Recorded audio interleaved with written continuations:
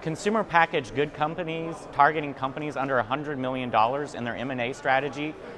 Joining me now is Dan Gross, Vice President of Encore Consumer Capital. Thanks for joining me. Thanks for having me, Richard.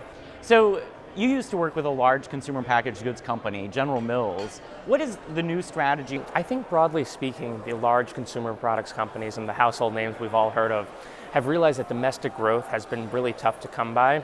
I think they're seeing kind of smaller companies, naturally organic positioned companies that are really growing quickly and kind of taking market share away. I think a great example of that is what Chobani's done in the Greek yogurt category, where that category didn't exist 7 years ago, and now Chobani's a $1 billion brand.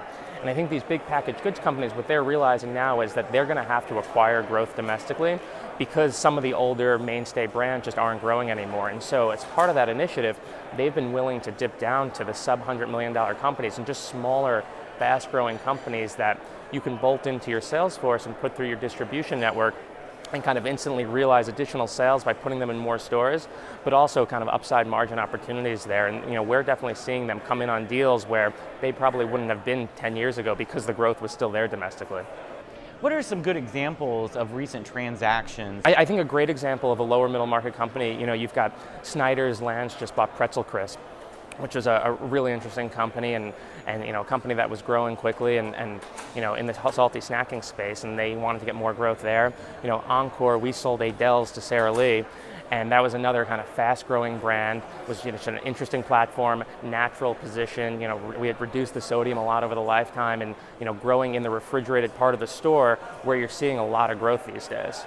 And a lot of these large consumer packaged good companies, they can acquire these smaller companies for probably cheaper than what they could develop these products on their own. I think it's exactly right. It's both cheaper than what they could develop on their own, and it's also just the time to market, right? At a lot of these bigger companies, it takes 12 to 24 months to really launch a new product, and in 12 to 24 months, the entire trend in a category may have changed. And so you could start working on that trend today, only to find yourself passed by in 2 years, or you could go buy that growth today and be on top of the trend and then have a platform to launch additional things in a lot quicker.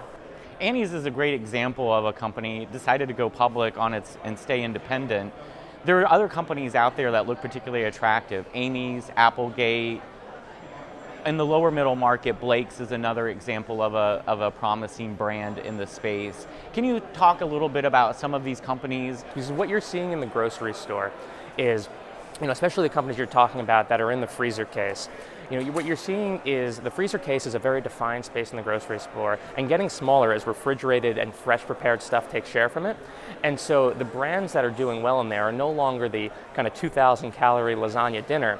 It's the Amy's Organics type of products. It's the Blake products that are kind of maybe higher caloric content, but just more naturally positioned and better for you ingredients. And so those companies, I think, in the freezer case will continue to perform well. Annie's and Amy's is positioned well to do this as well. They've just done a great job kind of being the major CPG company of the natural channel. And so everything that a Kraft would be doing or a General Mills is doing in mainstream aisles, they're able to replicate kind of with a more natural bend. Thanks for joining me. Thanks a lot for having me, Richard. And that was Dan Gross, Vice President of Encore Consumer Capital.